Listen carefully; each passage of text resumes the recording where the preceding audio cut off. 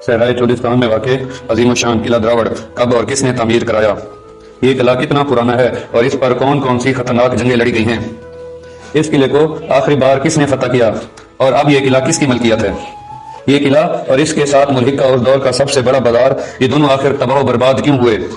किला द्रावड़ में मौजूद जेर जमीन रास्ते, इन रास्तों से पूरी की पूरी फौज किन किन शहरों में भेजी जाती थी? और किला द्रावड़ में मौजूद दो कब्रों की कहानी क्या है? आज हम आपको सैर कराने लगे सराय चोलिस्तान में मौजूद इंतहाई खूबसूरत किला द्रावड़ की। आज हम आपको इसकी मुकम्मल सैर भी कराएंगे और इसके मुतालिक ऑथेंटिक मालूमात भी देंगे। तो वीडियो शुरू करने से पहले अगर आप चैनल पे नए हैं तो चैनल को सब्सक्राइब कर लें और बेल के बटन को दबा दें ताकि आने वाली हर वीडियो आपको बर वक्त मिल सके। मोअज़्ज़ज़ नाज़रीन, किला द्रावड़ का शुमार पाकिस्तान में मौजूद दूसरे बड़े किले के अंदर होता है। ये आप देख सकते हैं, जैसे आप किले में इंटर होने लगे तो पहले इसकी बैरूनी फसील है, तो इसके अंदर उस दौर में बाजार होता था और फिर इसके अंदर किला है। अभी इसका मेन गेट देखें, इसके ऊपर आपको लोहे की बड़े बड़े कील मेखें नजर आ रही है। इसका भी एक कहानी, इसको लगाने का एक मकसद है, जब ये दरवाजा बंद होता था और बैरूनी फौज यहाँ पे हमलावर होती थी तो हाथों के जरिए हाथी जोर लगाते थे और ये दरवाजा तोड़ने की कोशिश करते थे।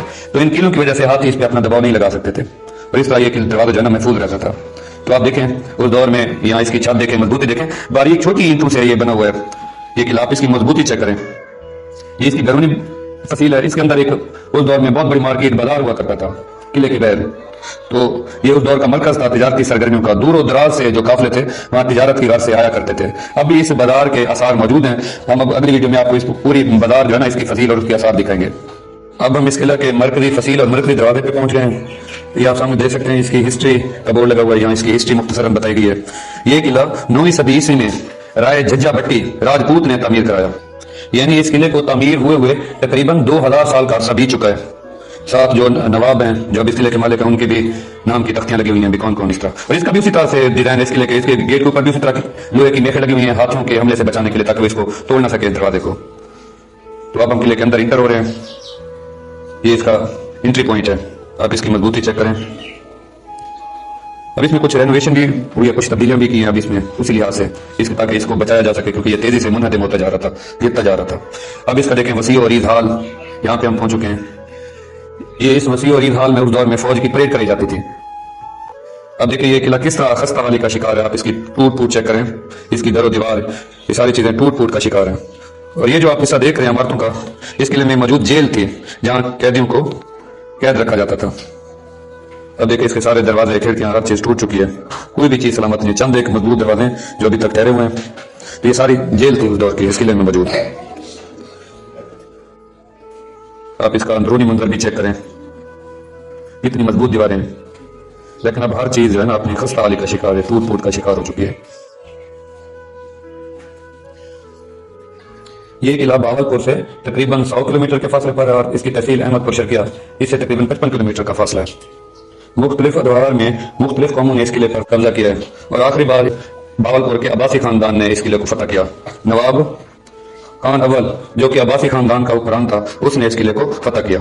अब ये रिहायशी इलाका है सारे, यहाँ पे जो फौज होती थी उनके रिहायशी क्वार्टर थे ऊपर वाले हिस्से में।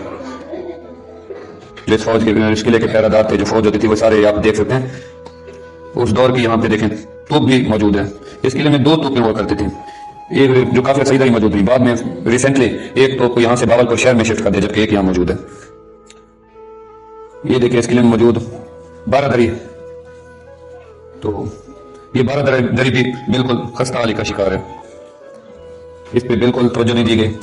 अगर इस पे तवज्जो दी जाए तो ये बहुत बड़ा कौमी असासा है सियाहत के लिहाज से। इस तरह के खूबसूरत किले जो है ना सियाहों को पूरी दुनिया से अट्रैक्ट करते हैं पाकिस्तान की तरफ, और सियाह से अरबों डॉलर का जो है ना हम ज़र मुबादला कमा सकते हैं। आप इस 12 दरी की खूबसूरती चेक करें। ये उस दौर में दालों और चावलों को मिला के एक मिक्सचर बनाया जाता, उससे तमीर किया जाता था। अब इसके जेर जमीन रास्ते देखें, कहा जाता है कि इन रास्तों से पूरी की पूरी फौज जो है ना वो जेर जमीन मूव करके बावलपुर तक पहुंच जाती थी। तो ये अपने दिफाई निजाम के लिहाज से एक बहुत बड़ा मजबूत किला था। अब इसकी आप जेर जमीन वो कुछ आसार मौजूद हैं, वो आप देख सकते हैं। अब ये सामने आप कब्रें देखें, तो ये कहा जाता है अब्बासी खानदान के लोगों की कब्रें हैं जो मुख्तलिफ जंगों में जब यहाँ पे शहीद हुए तो उनको इधर दफन किया गया। अब इसके ऊपर कोई हिस्ट्री तो नहीं लिखी हुई, लेकिन जो है ना गैर मुसद्दिका जो हमें मालूमात मिली है उसके मुताबिक ये अब्बासी खानदान के लोगों की कब्रें हैं। जमीन से ये किला तकरीबन 60 फीट ऊंचा है और इसकी जो फसील है उसकी ऊंचाई तकरीबन 100 फुट है। اور اس قلعے میں 40 کے قریب عظیم و شان دمدمے ہیں جو دور سے ہی اپنی عظمت کا پتہ لگاتے ہیں. آپ کئی میل دور سے ان دمدموں کو دیکھ سکتے ہیں. اس کی فصیل کی موٹائی تقریباً 10 فٹ ہے. یہ فورٹ کیونکہ سرائے چولستان کے اندر تعمیر کیا گیا ہے، یہاں بہت زیادہ گرمی پڑتی ہے گرمیوں کے اندر، تو اس گرمی سے بچنے کے لیے جو کمرے تھے جو شاہی خاندان کے لوگ رہتے وہ زیر زمین کمرے بنائے گئے تھے اور اس میں وہ رہتے تھے تاکہ گرمی کی شدت سے بچ سکیں. تو اس فورٹ کے اندر اب آپ دیکھ سکتے ہیں اس کمروں میں جو زیر زمین کمرے ان کے بھی آپ اثار دیکھ سکتے ہیں. زیادہ تر کمروں کی جو چھتیں ہیں اب وہ بیٹھ چکی ہیں، وہ آپ کو جگہ جگہ اوپر سے وہ نظر آتی ہیں نیچے، اور ان پہ جو ہے نا اوپر سے گزرنا بھی خطرناک ہے، وہ کسی بھی وقت نیچے بیٹھ سکتے ہیں. یہ اب آپ دیکھ سکتے ہیں اوپر کی طرف ایک اوپر کمرہ بنا ہوا ہے. اب اس میں دیکھیں رینوویشن کا کام ہو رہا ہے، اس کو پریزرو کیا جا رہا ہے، محفوظ کیا جا رہا ہے، جو کہ بہت اچھا کام ہے. اس طرح یہ کام اگر پہلے ہو جاتا تو یہ قلعہ اس طرح تباہ حال نہ ہوتا، اتنا خوبصورت ہمارا جو ثقافتی ورثہ ہے یہ تباہ و برباد نہ ہوتا.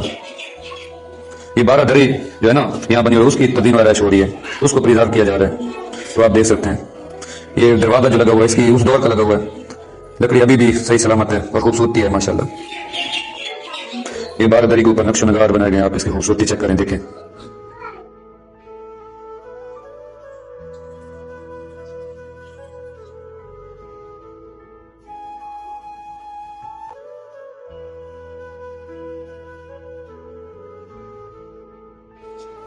پاکستان بننے کے بعد جب ریاست بہاولپور نے اپنے آپ کو پاکستان کے اندر رنگ کر لیا اور جب نواب صادق خان عباسی پنجم کی وفات کے بعد یہ قلعہ ویران ہو گیا اور اس پر کسی نے کوئی توجہ نہ دیا اور اس طرح یہ اپنی اس موجودہ حالت کو پہنچا ہے.